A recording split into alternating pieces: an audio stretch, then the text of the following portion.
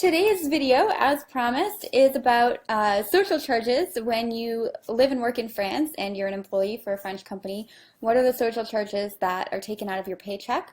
And what are the corresponding social benefits that you get when you live and work in France? So France has kind of a reputation for the social charges being quite high, especially compared to the US. But you do get quite a bit of benefits from and worker protections that you don't have in the US, for example. So I want to go over some of those main benefits that you get. So the first order of business is about the social charges. So if you're in the US and you're used to US social charges, we have Social Security and Medicare tax that come out of your paycheck. And those deductions are a grand total of 15%. So it's 7%, roughly 7.5% for your employer and roughly 7.5% for you. So if you make 1,000 euros or $1,000, then about 80 euros out of your pocket goes to the government for various social charges. So the situation is quite different in France, where social charges are 45% total. So 23% approximately comes out of your salary, and 23% is paid on top of your salary to the government by your employer. So what does that mean? That means that if you make 1,000 euros, if your monthly salary is 1,000 euros, you get 770 euros in your pocket, and 230 euros of that goes to the government for various deductions that are paid by you. It means that your total cost to the employer is 1,220 euros. So you get 770 euros in your pocket. Total cost to the employer on just your salary is 1,220 euros. So roughly 550 euros goes to the government, 770 euros goes to you. So that's a lot of money that you cost the company that you do not get. But fortunately, like I mentioned before, there are a lot of social protections that go along with that. I see there are a couple of people watching, so if you have questions, please feel free to comment them, and I will answer them as we go along. So first order of business is, as an employee, you get 5 weeks of paid vacation time as a minimum. Now, you can get more vacation time, which would be defined in your convention collective. So each job and each sort of different sector has what's called a convention collective, which is a collective bargaining agreement that applies to your industry and your specific job. So if you, for example, work in a tax or accounting office, like I used to do, the convention collective that applied to our office was a bureau de conseil. We were governed by a different convention collective than, for example, the administrative assistant, or and management positions are covered by even a different one.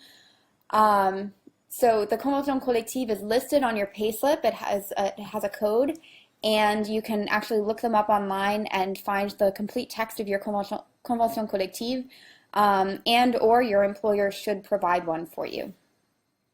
So minimum of 5 weeks of paid vacation time every year. Those are accumulated at the rate of about 2.1 days per month. And your convention collective can be more favorable and provide extra vacation time, or your work contract can also be more favorable. They cannot be less favorable than the French law. Aside from that, there are also benefits for different personal situations. So if you get married, you get 3 extra paid days of vacation time. If you have a child, then you either get maternity or paternity leave, depending on your situation, and I'll get into that a little bit later. If you have bereavement, then you can get 1, 2, or 3 extra days, depending on your convention collective and your relationship to the person who passed away. And of course, Another main benefit of working in France is that it can be very, very difficult to fire you. So I touched on this a little bit in my previous video when I talked about the difference between a CDD and a CDI. A CDD is a contrat à durée déterminée, and normally it has a very short période d'essai, in which you or the employer can decide, you know what, this isn't working out, we're going to hire somebody else, or you want to move on to another opportunity. Outside of those circumstances, it's very difficult for an employer to fire you from a CDD until the end of the contract.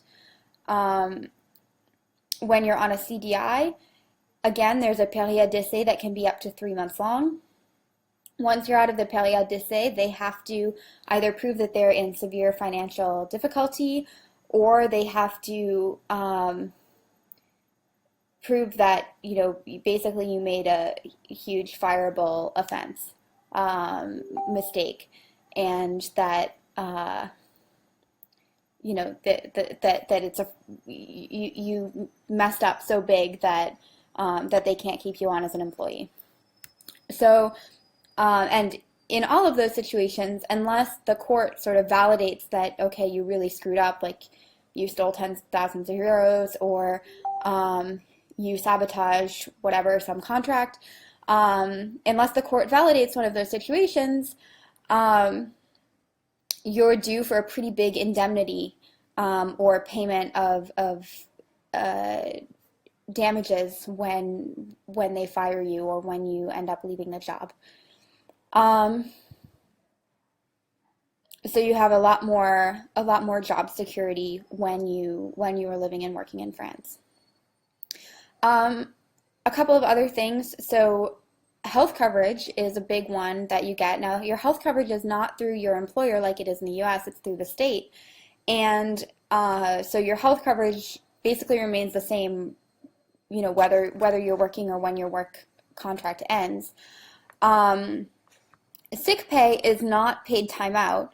Like it's often just lumped in with vacation time in the US, and if you get sick and you have to lose a couple days, then, well, too bad for you. You don't get to go on vacation that year. Whereas in France, if you are sick, you do have to go to the doctor and get a doctor's note, and the doctor will write what's called an arrêt maladie, and you'll be off from work for a couple days. And if the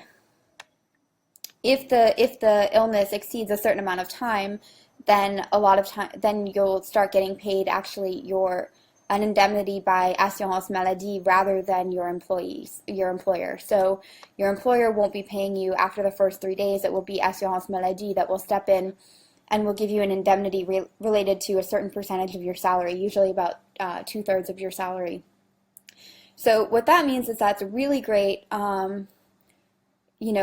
A lot of women,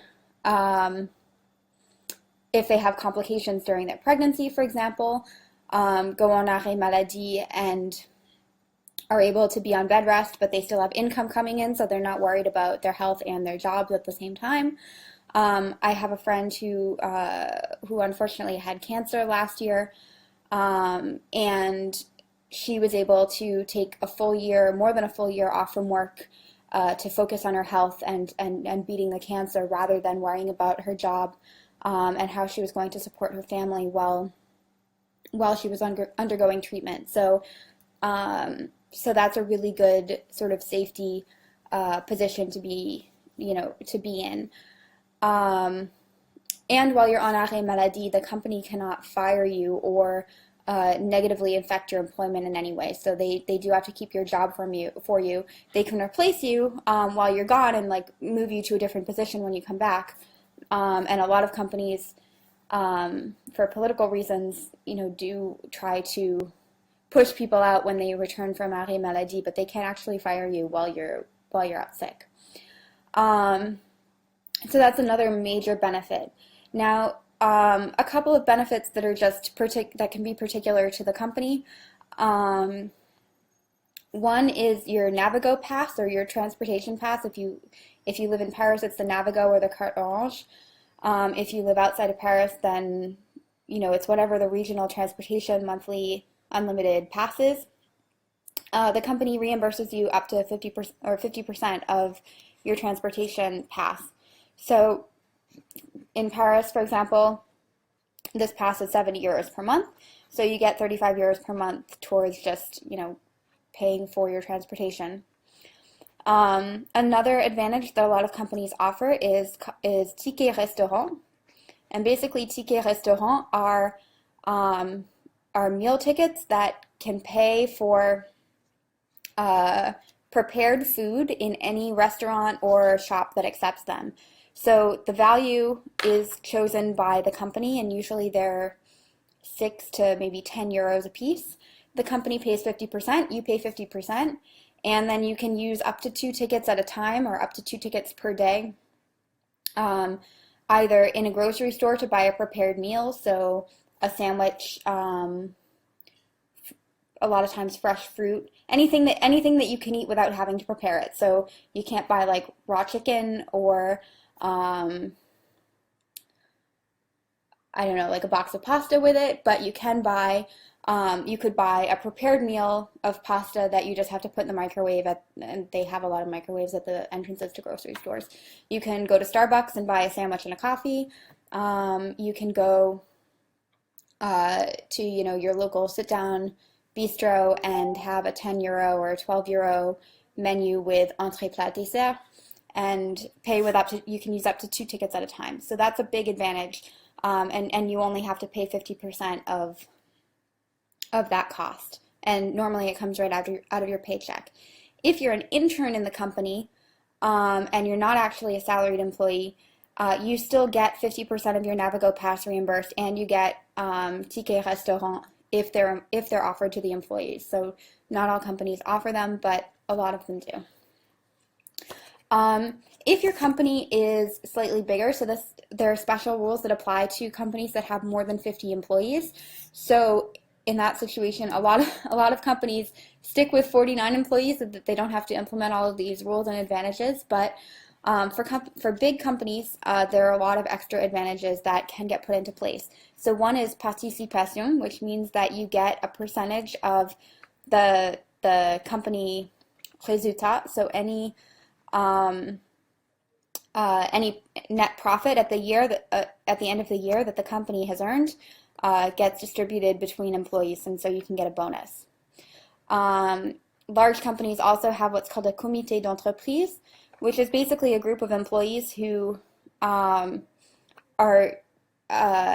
designated to sort of get different benefits and negotiate deals for employees of the company. So there are some, for example, that can get super discounted tickets to Disneyland Paris or to Parc Astérix and things like that. So again, like, you do have to pay for those tickets, but you get a really good price because of the benefits that or the discount that the company negotiates. A lot of companies also offer additional retirement accounts that they put money into and you can put money into, including your participation and any bonuses you get. If you're American, though, I have to really caution you about investing in one of those retirement accounts without consulting with a tax accountant, because you can quickly get into a situation where you're investing in PFICs, which are passive foreign investment corporations, and those are really bad for your U.S. taxes. So talk to an accountant first. Another thing that is offered by a lot of companies, especially big companies, is what's called a 13e mois, which is basically a bonus equivalent to 1 month of your salary. So instead of getting 12 months of salary during the year, you get 13. And it's not codified in French law, but it's something that would be in your work contract or your convention collective. So definitely take a look for that and make sure you get that bonus if you're entitled to it. Now, the bonus, the 13-month bonus can be distributed in a number of ways. One is that it's given as a lump sum at the end of the fiscal year. It can be divided into 2 payments, 6 months apart. It can be divided into 12 payments so that you get a little bit extra in your paycheck each month. So it's really up to the company how they want to do that. The last major benefit I wanted to talk about is also is the maternity and paternity leave, which are also really favorable in France. Not quite as favorable as some Northern European countries, but still quite good, especially compared to the U.S. Maternity leave is 16 weeks, paid at 66% of your salary, and your job has to be saved for you and secure on your return. So normally the way it works is you have to go on leave at least 2 weeks before your expected due date. And usually women try to like go on maternity leave as late as possible so that they have more time with the baby afterwards. Um, and those payments are made through assurance maladie rather than through um, your employer. Your employer can also offer additional benefits. There are some companies, a woman I know worked for a bank, BNP Paribas, I think, and she got an additional, they called it a nursing congé d'allaitement, which is basically a nursing break, and she didn't actually breastfeed, but I mean they weren't like checking. It was just called that. And so she got some additional paid leave through her employer for that. Now, paternity leave is a little bit less exciting, a little bit less advantageous. Basically, it's 3 days when the baby is born. So without any kind of notice other than a call to your employer saying, hey, my wife's in the hospital. And then it's also 11 consecutive days,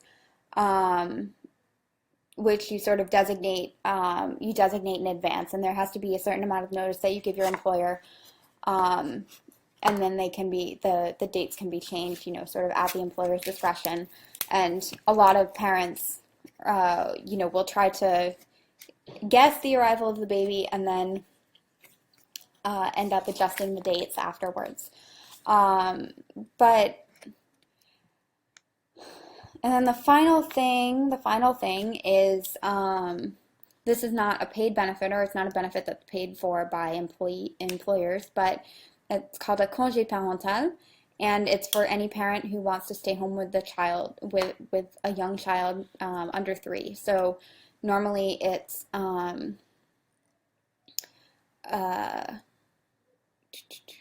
just lost my train of thought, sorry.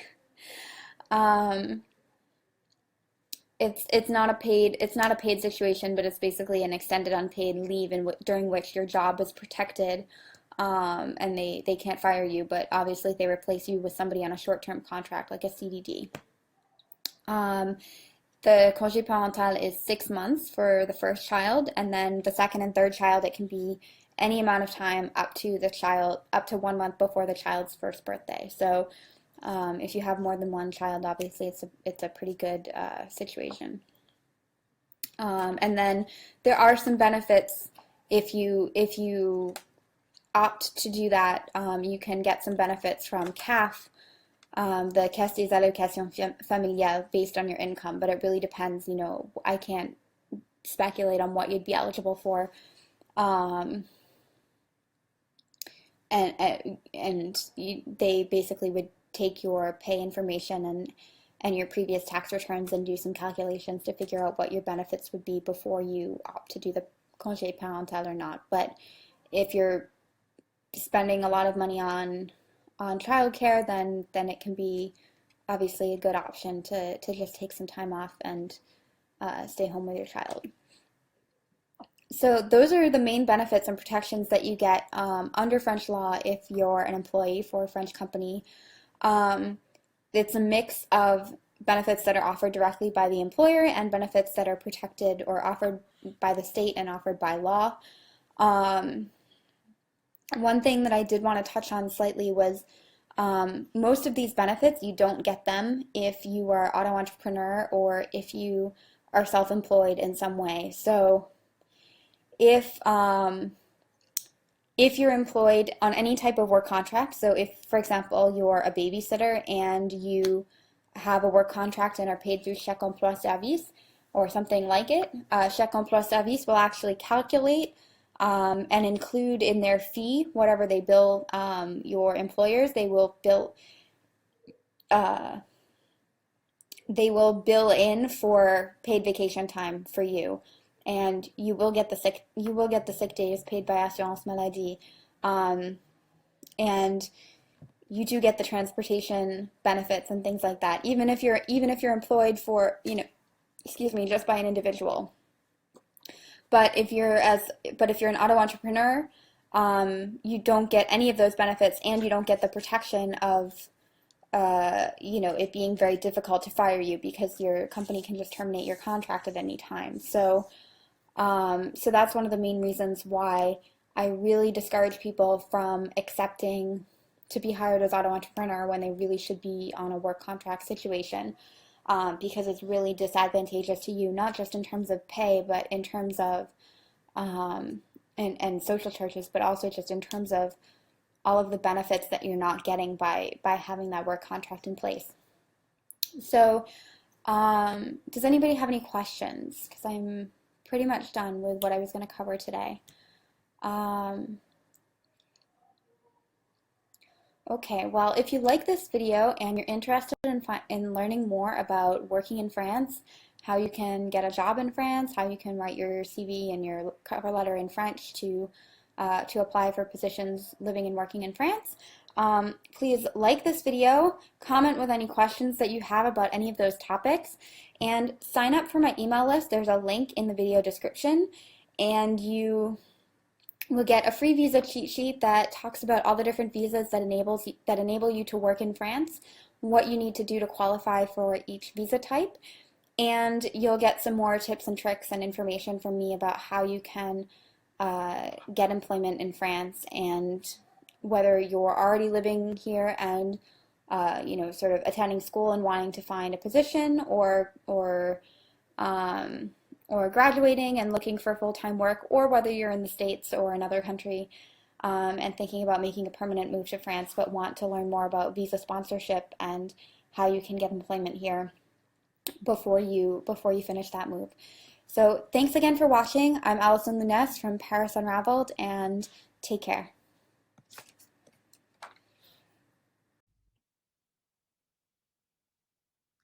Hey, this is Allison Grant Lunes. Thanks for watching my video. I hope you learned something about living in France and were inspired about pursuing your own Franceformation. Do you want to learn how you can get the right visa and create your dream life in France? Like this video, subscribe to this channel, and to the Profiles in Franceformation podcast for more inspiring stories about people who made their Franceformation a reality, and for more tips and tricks on how to make your Franceformation happen for you. If you want to learn more about what visa is right for you and how to pursue your Franceformation, you can check out my book, Foolproof French Visas, which goes over basically every single way that you can possibly move to France. It's available as an ebook or in paperback on Amazon, and it will help you identify the right visa for you and prepare a successful application.